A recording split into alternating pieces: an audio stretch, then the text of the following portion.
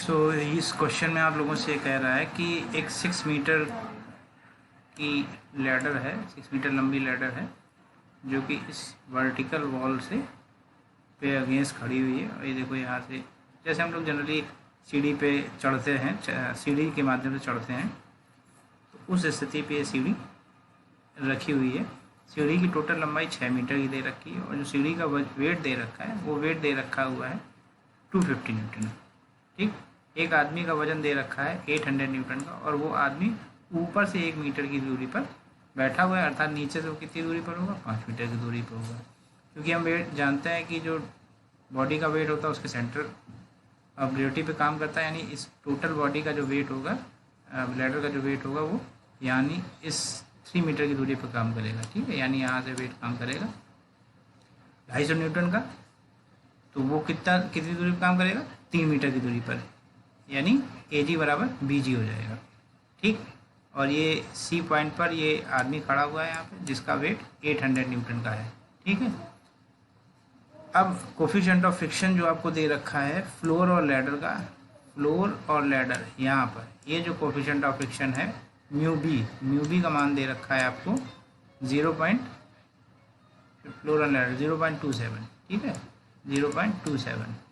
ठीक, और जो 0.27 दे रखा है लैडर और फ्लोर का, और इसका मान कितना दे रखा है वॉल और लैडर का, वो दे रखा है 0.36, यानी म्यू ए का मान दे रखा है आपको, सॉरी म्यू बी का मान दे रखा है आपको 0.36 और जो म्यू ए है उसका मान दे रखा है आपको 0.27। कन्फ्यूज मत होइएगा, म्यू ए जो दे रखा है वो है 0.27। ठीक, और जो म्यू बी है वो कितना है, वो है 0.26, 0.36।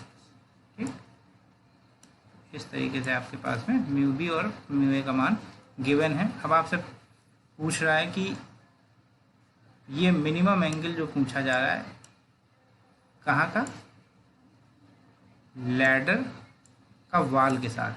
ठीक है, ताकि स्लिपिंग ना हो सके। ठीक, तो अब आपको इस एंगल थीटा का मान फाइंड आउट करना है। ठीक है, ये थीटा देखो मैंने इसमें बना करके दिखाया हुआ आपको, ये अलग अलग पोजीशन दे करके दे रखी हुई है। देखो ये थीटा है तो ये वाला ये 90 है, तो ये वाला कितना बचेगा, 90 वाला थीटा होगा।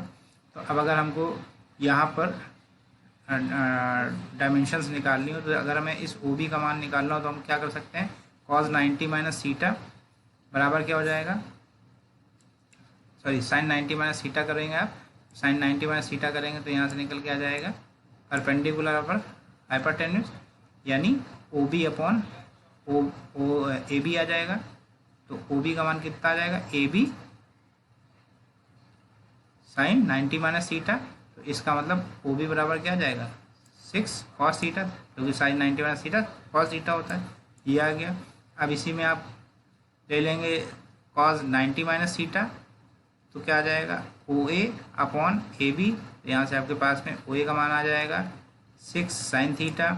फिर इसी तरीके से आप इस ट्राइंगल में आ जाएंगे तो cos 90 माइनस थीटा लेंगे तो AM अपॉन AG आ जाएगा, AG का मान 3 दिया हुआ है तो यहाँ से AM बराबर क्या आ जाएगा 3 sin थीटा आ जाएगा। इसी तरीके से AN का मान आप निकाल लेंगे यहाँ से, तो cos 90 माइनस थीटा बराबर क्या आ जाएगा AN अपॉन AC का मान 5 है तो 5 sin थीटा AN का मान आ जाएगा। ठीक, इनका भी यूज़ है इसलिए मैं आप लोगों को इन डेटास को ही बता दे रहा हूँ। अब आपको करना क्या है, ये क्वेश्चन जब आप सॉल्व करेंगे तो क्वेश्चन सॉल्व करने के लिए का तरीका हमने आपको बता दिया। सबसे पहले आप BD बनाइए, इसके अब BD को जब आप बनाते हो तो देखो आप जैसे इस जगह पर खड़े हैं, अगर ये स्लिप होगी तो इसका मतलब मोशन कहाँ होगा, इस डायरेक्शन में होगा। मोशन इस डायरेक्शन होगा तो फ्रिक्शन फोर्स अपोजिट डायरेक्शन में काम करेगा।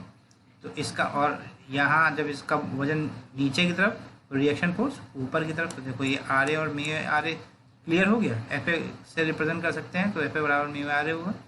ठीक, अब अगर इस B का पॉइंट को समझने का प्रयास करें, जब ये नीचे की तरफ खिसकेगी इसका मतलब ये क्या होगी, ये नीचे की तरफ आएगी, ये नीचे की तरफ आएगी तो इसका मतलब मोशन नीचे की तरफ, तो फ्रिक्शन फोर्स ऊपर की तरफ, तो FB ऊपर की तरफ हो गया। ये बॉडी क्या करेगी, बॉडी का वेट क्या होगा, बॉडी का वेट इस डायरेक्शन में काम, देखो बॉडी का वेट इस डायरेक्शन में, तो रिएक्शन आर भी इस तरफ काम करेगा, 250 न्यूटन ये काम करेगा, 800 न्यूटन ये काम करेगा। तो अब ये आपके पास में एफ बी डी बन करके आ गया। तो अब हमको ये दिख रहा है कि हमको हॉरिजॉन्टल डायरेक्शन पर लगने वाले फोर्स के लिए एक इक्वेशन बनानी होगी, एक वर्टिकल डायरेक्शन के लिए इक्वेशन बनानी होगी, यानी सिग्मा एफ एक्स बराबर 0 और सिग्मा एफ वाई बराबर 0। ये दो इक्वेशन हम लोग बराबर यूज़ करते थे। इसमें तीसरी इक्वेशन हमको यूज़ करनी होगी सिग्मा एम बराबर 0। इस तरीके का क्वेश्चन हम लोग पहले कर चुके हैं, जहाँ आप संतुलन के नियम वाली बात करते हैं या इक्विलिब्रियम वाली पे बेस्ड क्वेश्चन हमने करा रखे हैं आपको वीडियो में। आप उसमें प्लेलिस्ट में जाइएगा तो आपको मिल जाएंगे बाकी के जो वीडियोज़ हैं, तो उन वीडियोज़ में मैंने ढेर सारे क्वेश्चन कराए हुए हैं, तो आप वहाँ से भी इस तरीके के क्वेश्चन को देख सकते हैं। उसमें क्योंकि मैंने फ्रिक्शन नहीं लिया होता, फ्रिक्शनलेस पोजीशन मानी थी, इसलिए उसको सिंपल हमने सिग्मा एफ एक्स बराबर 0, सिग्मा एफ वाई बराबर 0, सिग्मा एम बराबर 0 यूज़ किया था। वहाँ म्यू का कॉन्सेप्ट नहीं था, यहाँ म्यू आ जाएगा क्योंकि यहाँ फ्रिक्शन है। बाकी कॉन्सेप्ट में कोई परिवर्तन नहीं है। कॉन्सेप्ट क्या, सिग्मा एफ एक्स बराबर 0, सिग्मा एफ वाई बराबर 0, सिग्मा एम बराबर 0। अब आप क्या करेंगे, अब आप horizontal force sigma F x बराबर 0 करेंगे। तो देखो यहाँ से आपके पास में इक्वेशन क्या आ गई, ये इक्वेशन आ गई R A plus F B minus 800 minus 250 बराबर 0।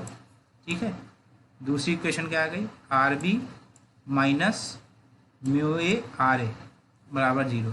तो यहाँ से आपके पास में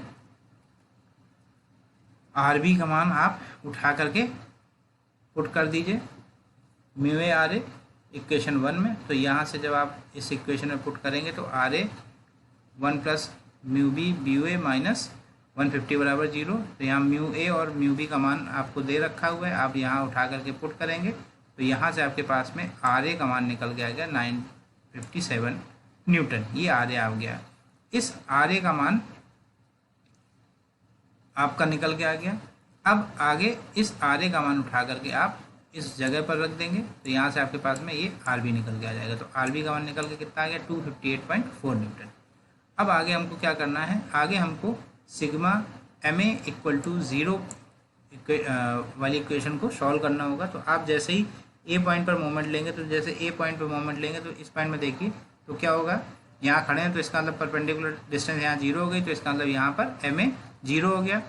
ये 250 का है तो इसके लिए परपेंडिकुलर डिस्टेंस ये है, देखो ये ए एम इस 800 न्यूटन के लिए, ये ए एन परपेंडिकुलर डिस्टेंस है। यहाँ जो ये आर बी काम कर रहा है, आर बी, ठीक, और एक इस पर ये फोर्स एफ बी काम कर रहा है, ठीक है, एफ बी के लिए जो डिस्टेंस हो जाएगी, एफ बी के लिए डिस्टेंस हो जाएगी ओ ए और आर बी के लिए डिस्टेंस हो जाएगी ओ बी। ये सारी डिस्टेंसेस हमने निकाल रखी हैं। ये इक्वेशन में आप वैल्यू पुट कर दीजिएगा।